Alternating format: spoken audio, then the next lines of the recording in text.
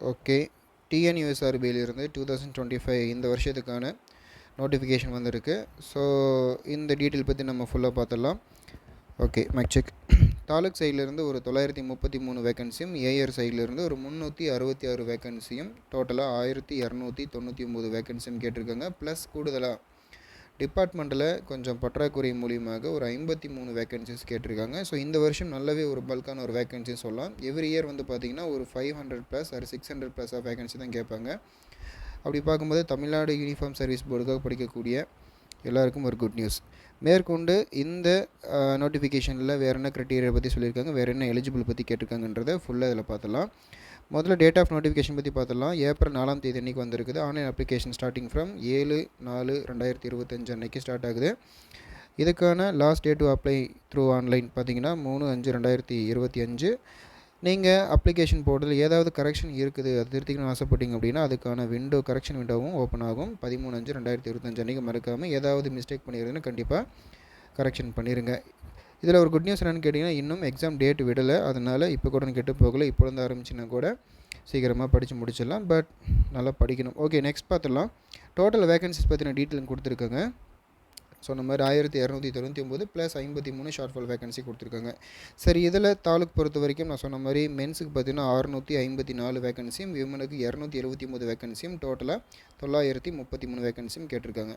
Okay, அடுத்தபடியாக AR சைடில் வந்து பார்த்திங்கன்னா மென்னுக்கு 255 வேகன்சியும், விமனுக்கு 111 வேகன்சியும், ஆக மொத்தம் 366 வேகன்சிஸ் கேட்டிருக்காங்க. ஸோ அப்படி பார்க்கும்போது டோட்டலாக 1299 வேகன்சிஸ் கேட்டிருக்காங்க. நல்லா பார்த்துக்கோங்க, எவ்ரி இயர் இந்த மாதிரி வராது. ரொம்ப ரேரான ஒரு வேகன்சி. ஸோ நெக்ஸ்ட் பார்த்தீங்கன்னா details of 53 short falls of vacancy கேட்டிருந்தாங்க இல்லையா. ஸோ அந்த தாலுக் சைட்லேருந்து வந்து பார்த்தீங்கன்னா நீங்கள் ஷெடியூல் கேஸ்ட்டாக இருந்தீங்கன்னா மென்னுக்கு 7, விமனாக இருந்தீங்கன்னா 3 சொல்லி மொத்தமாக 10 வேகன்சிஸ் கேட்டிருக்காங்க. ஷெடியூல்டு ட்ரைபாக இருந்தீங்கன்னா மென்னுக்கு 30 வேகன்சியும், விமனுக்கு 13 வேகன்சியும், ஆக மொத்தம் 43 வேகன்சி. ஸோ டோட்டலாக 53 வேகன்சிஸ் கேட்டிருக்காங்க.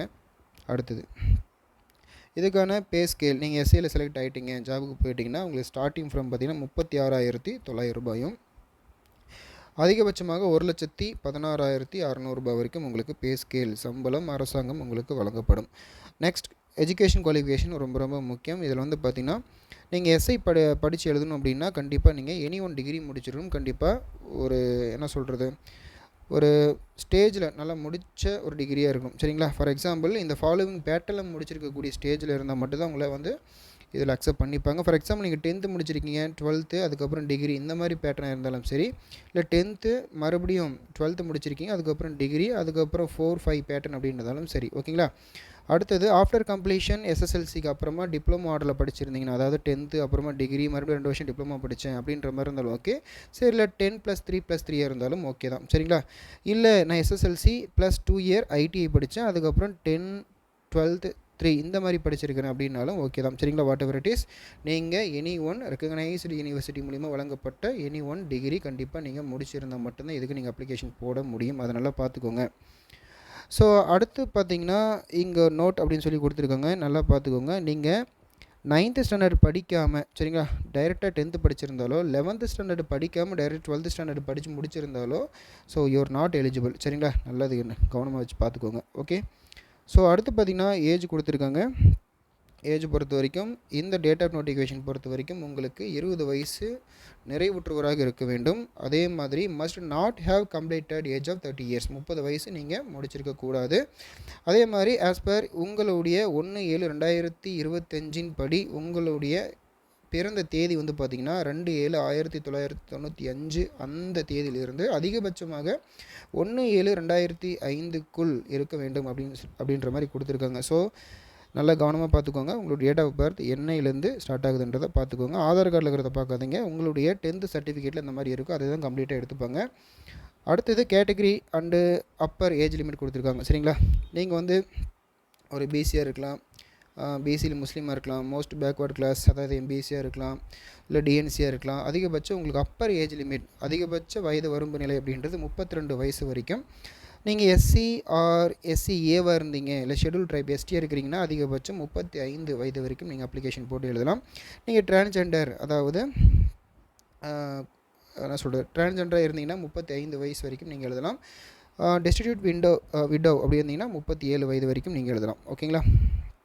அடுத்தது எக்ஸ் சர்வீஸ் மேன் பொறுத்த வரைக்கும் 47 வயசு வரைக்கும் எழுதலாம். Candidates applying for 20% of department quota இருக்குது, அவங்களுக்கு 47 வயசு வரைக்கும் எழுதலாம். சரிங்களா. Okay, next one. இந்த எக்ஸ் சர்வீஸ் மேன் அப்படின்னா எதெல்லாம் பொருந்துன்னு பார்த்தீங்கன்னா ஆர்மி, நேவி, ஏர்ஃபோர்ஸ் இதெல்லாமே பொருந்தும். இதெல்லாம் பார்த்துக்கோங்க. ஸோ இதுக்கான டீட்டெயில்ஸ் எல்லாமே கீழே கொடுத்துருக்கேன். அடுத்தது communal reservation. As per reservation படி உங்களுக்கு கொடுக்கக்கூடிய கம்யூனியல் கோட்டா என்னன்றதை பார்த்துக்கோங்க.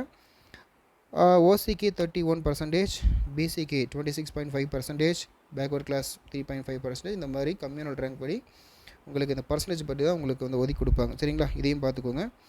அதுக்கு அடுத்தபடியாக டீட்டெயில்ஸ் ஆஃப் கோட்டாஸ் கொடுத்துருக்காங்க இல்லையா. ஸோ ஓப்பன் கோட்டாவுக்கு எப்படி, டிபார்ட்மெண்ட் கோட்டாவுக்கு எப்படி, இந்த மாதிரி எல்லாமே உங்களுக்கு மென்ஸ் விமன்ஸ் தனியாக உங்களுக்கு தனியாக கொடுத்துருப்பாங்க. ஸோ எல்லாமே பார்த்துக்கோங்க. ஸோ தாலுக்கு தனியாக, ஆர்ம் ரிசர்வ் தனியாக கொடுத்துருப்பாங்க. நல்லா பார்த்துக்கோங்க.